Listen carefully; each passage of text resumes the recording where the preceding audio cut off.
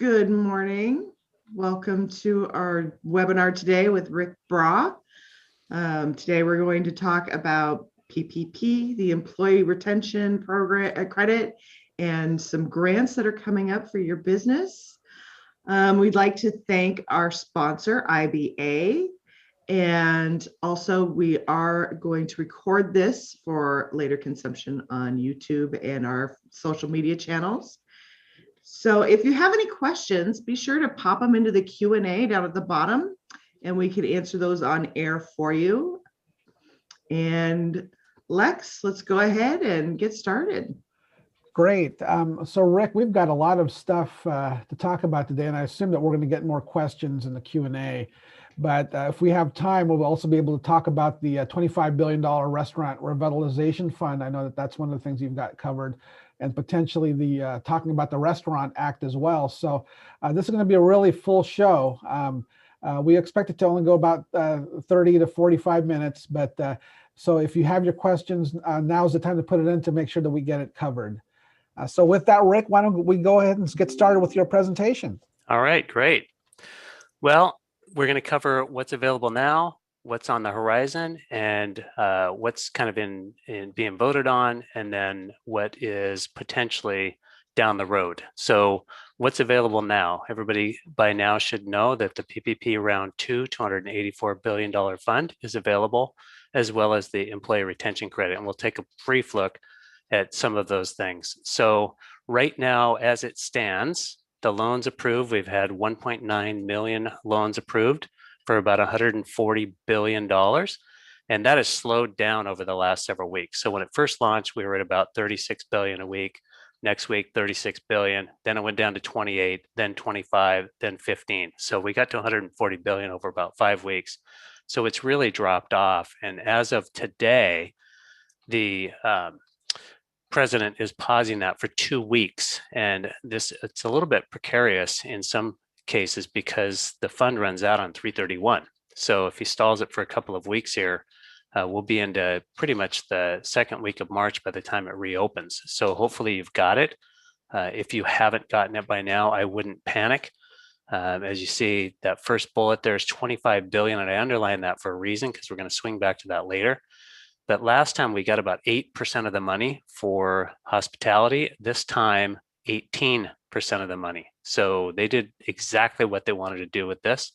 So 196,000 loans. The average loan was 129,000 versus 73,000 last time. So a little bit higher per, but we also had an additional 40% that we got because we had 3.5 times for most people compared to 2.5 times. So again, they're going to pause. The president's paused it for a couple of weeks for small business that have less than 20 employees. So a lot of you out there that have not had a chance kind of got crowded out by some of the delays with the SBA, some of the delays with the banks. Now's a good time to strike over the next couple of weeks because they'll be clearing those errors very rapidly. There's a series of errors that the SBA have had, and they've been working on clearing them up. So I expect that those things will be kind of sail right through if you're a small business. I think that's kind of the mandate and the hope for everybody. So the next 2 weeks, if you've got a small business, now's the time to get in there. You should get lots of attention from your lenders. And if you need a lender, please let me know. I can usher you over to a handful.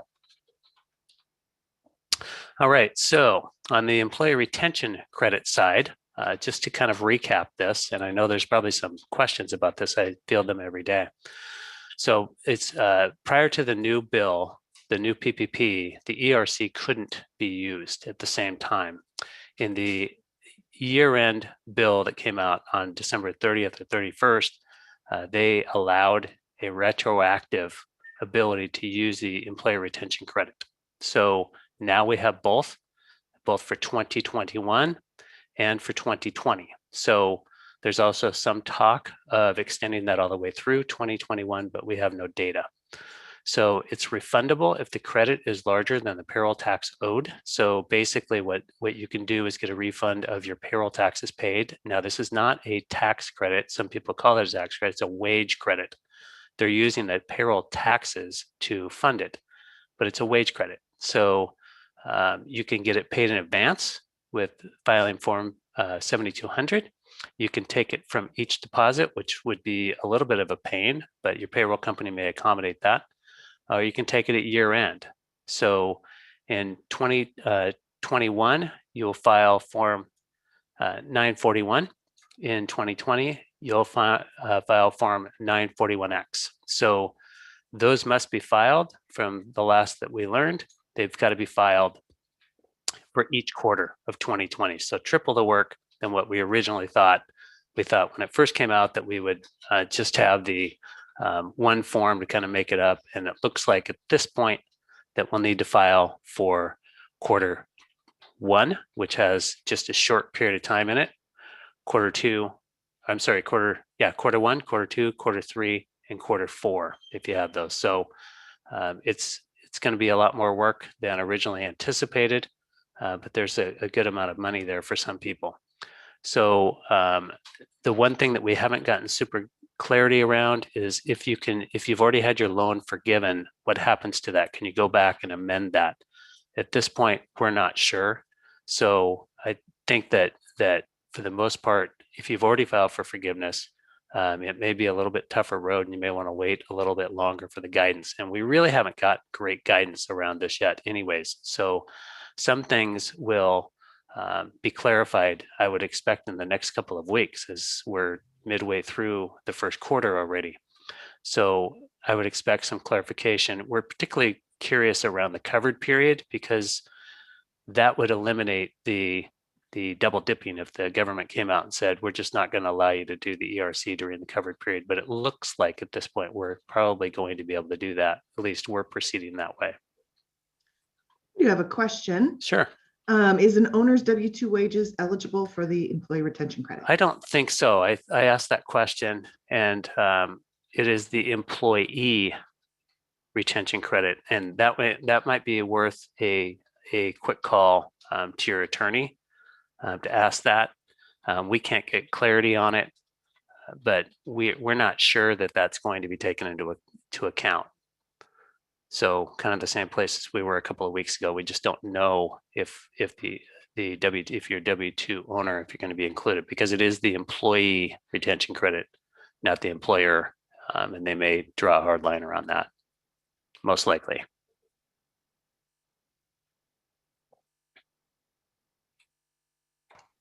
All right. Okay, so as I talked a little bit earlier, 2020 is a retroactive application. So if you've got greater than 100 full-time employees, and a full-time employee is 30 or more hours per week, this is not full-time equivalents.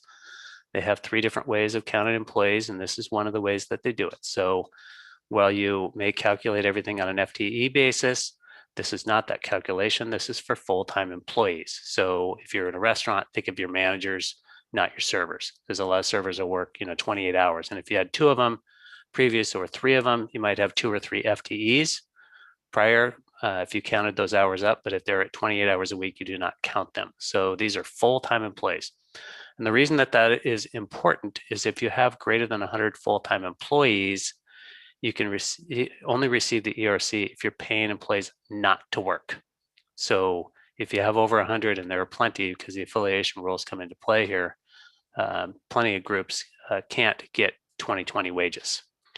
If you have less than 101 or equal to 100 or less full-time employees, you can receive the credit even if you're paying employees to work. So just remember your control group rules apply. So if you've got a bunch of restaurants or a bunch of businesses, you're going to have to work with your attorney to see if you qualify or not. So that 30 hours per week, just remember that as the full-time employees. Operations are fully or partially suspended due to COVID-19. That is the $1 million sentence, because we know that every restaurant in the state of Washington has been partially suspended due to COVID-19. It started in March, it continues up until this point. So every restaurant is going to qualify. So under that particular clause in there, and that is golden for everyone, because then you don't have to worry about the reduction in sales or anything like that. You just have to remember the 100 full-time employees for 2020. if you were partially suspended, which everybody was, and that includes, some of the questions were around, well, I was partially suspended, but I was doing to go already. I was doing drive-through already. But if you had a dining room and you were partially suspended, or you had, some social distancing type of things where you couldn't get as many guests through there, you were partially suspended. So I believe that on the whole, everybody should qualify for the employee retention credit based on that you have been partially suspended. So we know that applies to everybody. So greater than a 50% reduction, as I mentioned, if you're partially suspended, you don't really need to worry about that much. What you will run into is when everything is back up on plane, which we really don't expect until after the second quarter, where you're at 100%. So I think that everybody should get this for the first and the second quarter. So quarter one, as I mentioned, is just from 3/13/20 through 3/31, but there's still money there because most people didn't get their PPP loans until late April or May. So we've got a span in between there that you're going to qualify. Again, you're going to have to file for quarter one and quarter two, and quarter three and quarter four. So there is some money there. And then when your covered period stops, we expect that those numbers would continue to escalate, because you can't double dip. That's the most important thing to remember. There is no double dipping, and you'll see that through every single program, including the state programs. No one wants you double dipping. So the 2020 credit is 50% of the first 10,000 in wages. So 5,000, that's for the whole year plus healthcare per employee. This year it changes, and it's much more lucrative in the current year. In 2021, same restrictions, but we're still partially suspended. We went up to 500 full-time employees, which puts all the larger groups in. So the partial suspension continues, so everybody's qualifying. Available for quarter one and quarter two of 2021. As I mentioned, they're considering running this out through the rest of the year, but we have no official word on that. So for quarter one and quarter two, you will get it even if you had more than 100 employees. So as long as you have less than or equal to 500 employees, you should be able to qualify for this credit. So there are not a lot of humongous restaurant companies in the state of Washington. So I expect that most companies will qualify for this. Big difference between 2020 and 2021 is the 70% credit of the first 10,000 in wages, or $7,000 per employee per quarter. So these have to be on the non-forgiven wages for PPP. So you can't, again, no double dipping. So up to 14,000 for quarter one and quarter two. So you've got to plan really well on what to spend your PPP on. Make sure that you don't go over that 60-40 split. It's mighty convenient in 2020 if you don't qualify for a lot of these to use the PPP towards wages in a different ratio. But in 2021, you're going to really want to watch that 60-40 split on the PPP between labor and the rest of your expenses, which are quite extensive now. Basically covers most of your operating. So once you get cost of goods in there and you've got labor in there, you're already at 90%. So you throw some rent in there and you're going to hit 100% pretty easily of your PPP money. We do have another question. Could you clarify how we calculate wages for the purposes of ERC? How do tips factor in? We do pay taxes on those as wages, but they are earned by the employee. Yeah. And they did count for the PPP. Yes, I believe they're going to count for the ERC as well. So another good boon there. So you have your labor and then you get your tips on top. So it's what's paid to the employee. So whatever you're paying to the employee, the employer taxes aren't counting, but the employee taxes, whatever you're paying is going to count.